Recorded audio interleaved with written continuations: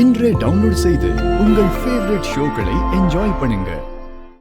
எனக்காக என் அண்ணன் கௌரவத்தை விட்டுட்டு மாமா முன்னாடி போய் நிக்க அவசியம் இல்ல. அண்ணன் நீ போவாதானே? அப்படி ஒரு வாழ்க்கை எனக்கு வேண்டவே வேண்டானே. ஏய், உனக்கு என்னடி வந்துச்சு? அவனோட பெரியும் அவன் போய் பேசுறான். எங்க அண்ணன் அதோட கம்பீரத்தை விட்டுட்டு எங்க மாமா முன்னாடி போய் நிக்கிறது எனக்கு வேணாம். அண்ணன் போய் கேட்டா மாமா உடனே சம்மதம் சொல்லிருவாரா? அண்ணனை டிசைனா அவமானப்படுத்துவாரு. சரி, அதையும் எங்க அண்ணன் பொறுத்துக்கிடுச்சுன்னு வை. கடைசியில சம்மதம் சொல்ல முடியாதுன்னு சொல்லிட்டு என் அண்ணனுக்கு தானே பெரிய அவமானம். அதெல்லாம் நான் பாத்துக்கிறேன்ல. வேணவே வேணானே. எனக்காக நீ அசிங்கப்படணுமா? இந்த ஆரண நிச்சயமா அம்மா உசுரோட இருந்தா கூட நீ அசிங்கப்படுறத ஒரு நாள் கூட ஏத்துக்க மாட்டா. புரிஞ்சுக்கோன. ஏய் அஞ்சார் கண்டியா நீ ஆளப்பாரு. உங்க அம்மா கூட வாழ்ந்து இத்தனை பிள்ளைகளை பெத்தவனா எனக்கு தெரியாதா? அவ ஆசை என்னன்னு? அவ ஆசைய உன்ன செவபாலுக்கு கெட்டி கொடுக்கிறது தான். அதனால இவன் ரெண்டு ஏச்சி பேச்சு வேகிறதுல ஒண்ணு தப்பு இல்ல. அப்பா நீ பாட்டு நீ வாய மூடு. சும்மா எதுக்கு எடுத்தாலும் பேசிக்கிட்டு. பேசணும்னு முடிவு பண்ணியாச்சு. அதை உடனே பேசுறது நல்லது. நாளை வரைக்கும் எதுக்கு தள்ளி போனா? எனக்கு என் தங்கச்சிங்க தான் என் உலகம். என் தங்கச்சிகளுக்கு என் கௌரவம் தான் முக்கியம். ஆனால் தான் வீரா இப்படி விட்டு கொடுக்காம இப்படி பேசுதா. எனக்கு அதை பத்திலாம் கவலை இல்லை.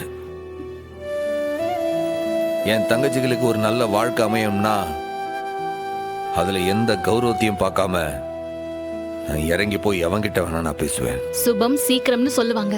நல்ல விஷயத்த உடனே பேசுறது சரிதான்டா. அதுக்காக நீ தனியால போக வேணாம். நானும் வரேன். மாமா நீங்களும் வாங்க. ஏடி வீராவையும் கூட்டிட்டு போவோம். ஒன்னா பேசினா தானே ஒரு பலமா இருக்கும். சரி, ஓகே. டக்கு டக்குன்னு எல்லாரும் கிளம்புங்க, போலாம். சரிதா. அம்மோ, உன்னோட விருப்பத்துக்காகத்தான் நான் அந்த சவுந்தரபாண்டி கிட்டே பேச போதேன்.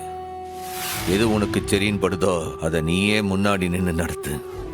வீராவை இந்த வீட்டு மருமகளா ஏத்துக்கிறதுல உங்களுக்கு சம்மதம் இல்லைன்னு எனக்கு தெரியும். அதே மாதிரி நீங்க இருக்கிற வீட்டுக்கு இன்னொரு தங்கச்சி அனுப்புறதுல எனக்கு விருப்பம் இல்லைன்றது உங்களுக்கும் தெரியும். அதான் ஊருக்கே தெரியுமே. மேல சொல்லு. அதான் அத்தை வீடேறி வந்து வீராவை கேட்கும் போது கூட நான் முடியாதுன்னு மறுத்துட்டேன். முடியாதுன்னு சொல்லிட்டேல்ல. பொறவு போலீஸ்காரங்க வீட்லயும் போய் சம்மதம் பேசி முடிச்சாச்சு இல்ல. அப்புறம் எதுக்கு தேவையில்லாம இங்க வந்து நின்னுகிட்டு இருக்க? ஒரு காரணமா தான். மாமனார உங்களுக்கே நல்லா தெரியும். எனக்கு கடவுள்னா அது என் அப்பா முருகன் தான். அதுக்கு அடுத்த கடவுள்னா அது என் அம்மா தான். என் அம்மா அத்தை கிட்ட ஒரு சத்தியம் வாங்கியிருக்கு. வீராவை இந்த வீட்டு மருமகளா ஆக்கணும்ட்டு அத்தை கிட்ட சத்தியம் வாங்கியிருக்கு. இந்த விஷயத்தெல்லாமே அத்தை தான் சொல்லுச்சு. ஏண்டா நீ கதை சொல்லி சமாதானப்படுத்துறதுக்கு என் தம்பி தான் உனக்கு கிடைச்சானா? மதனி, என்னோட மதனி என்கிட்ட சத்தியம் வாங்கினத நான் தான் சம்மோது கிட்ட சொன்னேன். அவனா வந்து சொல்லல. முதல்ல அதை புரிஞ்சுக்கோ. என்ன இது?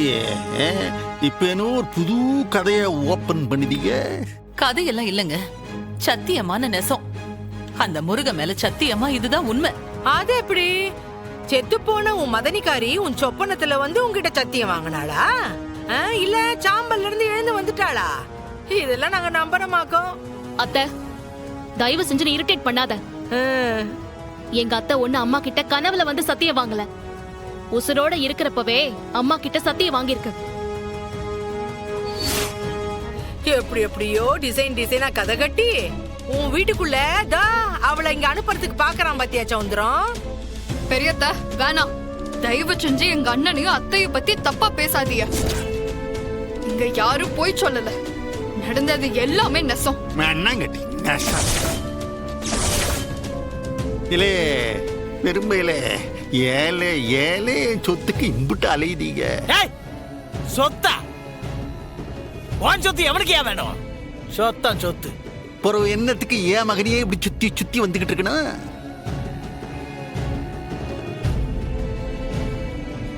அதான் உன் குடும்பத்துல இருந்து ஒரு பொண்ணை எடுத்தாச்சுல்ல. அது பத்தாத்துக்கு என் பொண்ணை வேற களவாண்டி போயிட்டான் இதா உன் பையன். அது பத்தாதா உங்களுக்கு? மூணாவதா இருக்கிற பையனையும் இழுத்துட்டு போயிடலான்னு பாக்கியா?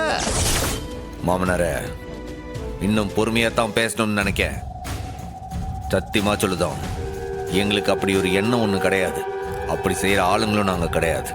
உன்னைய மாதிரி நடிச்சு ஏமாத்துற 1000 பேரை நான் பார்த்துருக்கேன். நீ என் மண்டையை கழுவி ஏமாத்த பாக்கியா? அடுத்தவன் சொத்தை அபகரிக்கிறது, அடுத்தவன் காசுக்கு ஆசைப்படுறதெல்லாம் யாரோட குணம்னு உங்க மனசாட்சியை கேட்டுக்கோங்க. எங்க அண்ணனோட நேர்மையை பத்தி பேசுறதுக்கு உங்களுக்கு தகுதி இருக்கான்னு யோசிச்சு பாருங்க. என்ன போலீஸ்காரினா ஆறு என்னன்னு பார்க்காம எப்படி வேணாலும் பேசலாம்னு நினைக்கியா? வீரா, தயவு செஞ்சு கொஞ்சம். ஏய், நீ சும்மா இருட்டு. என் கண்ணு முன்னாலேயே என் அண்ணனை இஷ்டத்துக்கு பேசுவாரு, நான் பொறுத்துக்கிட்டு வேடிக்கை பார்க்கணுமா? ஏட்டி வீரா, அப்பா தயவு செஞ்சு நீ பேசாத. உன் கண்ணு முன்னாடியே அண்ணனை இவ்ளோ மோசமா பேசுதாவ, நீ வாயை திறக்காம நிக்கியா? அம்புட்டு பேருக்கும் என் அண்ணனா இலக்காரமா போச்சா? இல்ல வீரா, நீ அமைதியா. போதுன, நீ பட்டதெல்லாம் போதும். மாமா, இஷ்டத்துக்கு வாய்க்கு வந்ததெல்லாம் பேசிட்டு இருக்காதியா. இதெல்லாம் யாரும் கேட்க மாட்டாங்கன்னு நினைச்சிட்டு இருக்கீங்களா? அந்த சாமி பாத்துட்டு இருக்கு, ஏன் என் அம்மைய பாத்துட்டு இருக்கா. இந்த அம்புட்டுக்கும் சேர்த்து நீங்க அனுபவிக்கதான் போகுதியா? சரிதான் போலாம். இந்த மாதிரி 1000 சாபத்தை கேட்டிருக்கேன் நானு. அம்புட்டு செரிச்சு ஏப்பம் விட்டுட்டு தான் உங்க முன்னால நிக்கேன். அண்ணே போதும்ண்ணே, நீ கிளம்பு. இதுக்கு மேல இவங்களே வந்து கெஞ்சினாலும் நான் ஒத்துக்க மாட்டேன். எனக்கு இந்த குடும்பம் வேணாண்ணே.